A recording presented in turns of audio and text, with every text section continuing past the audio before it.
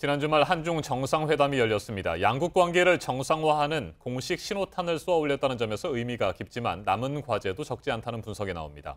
최인택 중앙일보 국제전문기자와 한 걸음 더 들어가겠습니다. 어서 오세요. 안녕하십니까. 네, 지난 11일이죠. 한중 정상회담에서 문재인 대통령과 시진핑 주석, 양국 관계를 정상화하고 북핵 문제를 평화적인 방식으로 해결하자 이렇게 공감대를 이뤘습니다. 우리 입장에서 어느 정도 성과를 거뒀다고 보십니까? 예, 만난 그 자체가 성과라고 봐야죠. 네. 지금 오랫동안 이제 최고위급 그 채널이 가동을 하지 못하고 있었는데요.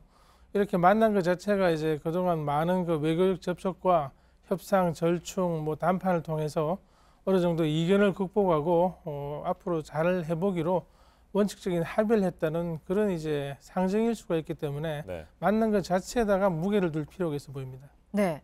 이번 회담이 이제 문 대통령의 중국 방문으로 이어지느냐 이 부분도 굉장히 중요하게 주목이 되는 부분이었잖아요. 그래서 성사가 돼서 청와대는 이걸 굉장히 부각시켰는데 중국 외교부는 이 부분을 빼고 발표를 했다. 이건 혹시 부정적으로 볼 수도 있는 부분입니까? 굉장히 견제부를 날렸다고 보는 거죠. 네. 우리가 발표를 했으니까 여기 아니라고 중국이 얘기를 하지 않았으니까 아직 그렇게 비관적으로 볼 건 아니고요. 근데 이 뒤에 사진이 보입니다만은 이번 그 중국 외교부에 실린 사진을 보면은 우리 문 대통령은 활짝 웃고 있는 반면에 시 주석은 이거 영화 25시 마지막 장면처럼 웃는 것도 아니고 화내는 것도 아닌 묘한 표정을 짓고 있습니다.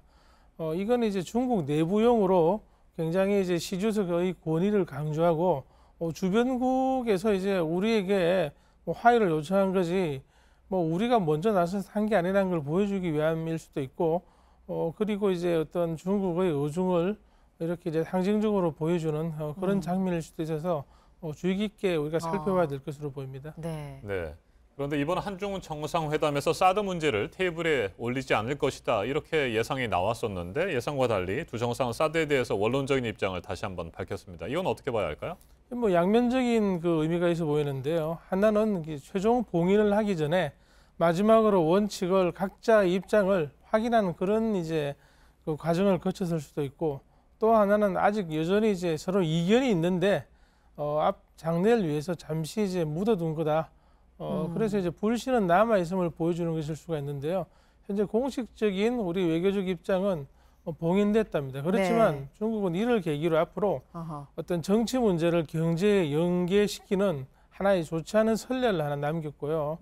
그리고 사드란 걸 가지고 한국을 계속 압박할 수 있는 그런 이제 경험을 했다는 거 그 자체로서 우리에게 별로 이제 좋지 않은 그런 이제 선례라고 볼 수 있겠습니다. 네.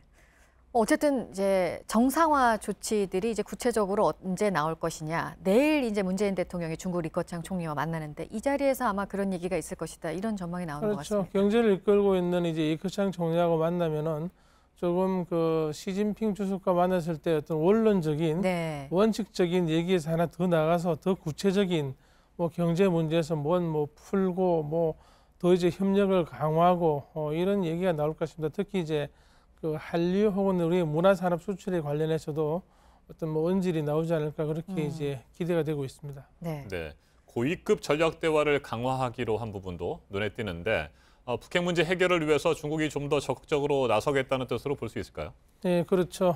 우리가 이제 그 중국에다가 이를 촉구하는 하나의 틀을 이제 고정적으로 만드는 그런 그 상황이 될 수 있겠는데요. 지금까지 어떤 육자회담이라든지 이런 이제 어떤 다자간 틀에서 북한에 대한 압박을 이제 시도해 왔는데 별로 이제 효과가 없으니까 이제 한국과 중국이 실질적으로 발등에 불 떨어진 두 나라가 힘을 합쳐서 서로 이제 그 의견을 조율하고 최선의 방안을 마련해 보자.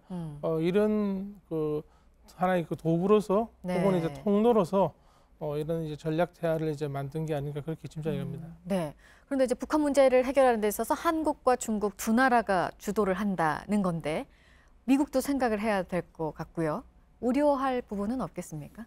미국도 지금까지 계속 중국에 어떤 북한에다가 최대의 압력을 넣으라고 외교적인 이제 활동을 해왔고 이런 이제 트럼프 대통령도 수차례 언급을 한 바입니다. 그렇기 때문에 그 행동에 보다 구체적으로 나서겠다는 명분이 있는데 미국이 이에 대해서 다르게 생각할 이유가 없을 겁니다. 보다 효과적인 대북 압박의 한 수단으로서 볼 수 있게 서로 협력을 해야 되겠죠. 네, 지난 주말 북한 김정은 위원장과 트럼프 미국 대통령이 오랜만에 말폭탄을 주고받았습니다. 그런데 수위는 좀 전체적으로 조절하는 듯한 그런 느낌도 받았는데 확실하게 대화 국면으로 접어들고 있다 이렇게 보시는지요? 대화를 원한다는 것을 트럼프가 다시 한번 이제 확약을 한 것이고 지금까지 해왔던 뭐 굉장히 그 거친 발언에서 하나 더 나아가서 나는 뭐 너에게 이렇게 험한 소리 안 하는데 너는 왜 이렇게 험한 소리를 하느냐는 그렇죠. 이런 이제 약간 뭐 그 김 빠지는 대화를 함으로써 하나의 국면 전환을 시도한 게 아닌가 그런 생각이 듭니다. 특히 이제 틸러슨은 북한과 여러 개의 대화 채널이 있다고 확실하게 밝혔기 때문에 이를 지금 뭐 바탕으로 해서 하나하나 북한하고 어떤 북한의 소리를 일단 듣고 거기에 대해서 새로운 정책 이런 걸 만드는 어떤 뭐 대화와 이제 타협의 국면으로 가는 그 시작 정도가 이제 전개되지 않았나 그렇게 이제 풀이해 볼 수 있겠습니다. 네, 그래서 그 트럼프 대통령의 김정은과 관련한 발언 이게 이전과는 뭐 이렇게 조롱하는 그런 의도에서 나온 말이기는 했지만 이전과는 좀 다른 것이다 이런 분석도 그래서 나오고 있는 것 같습니다. 그렇죠. 대통령이 이제 발언을 바꿨다는 거는 그 발언에 맞춰 가지고 어떤 정책적인 그리고 행동이 시작된다는 거죠. 아직까지 발언만으로 이제 모든 것이 이제 한 마리 제비로서 봄이 왔다고 볼 수는 없겠지만 이를 바탕으로 행동할 수 있는 여러 가지 계획 네. 그리고 이제 작전을 준비하는 그런 신호탄은 된다고 보겠습니다. 알겠습니다. 여기까지 듣도록 하겠습니다. 최인택 중앙일보 국제전문 기자였습니다. 고맙습니다.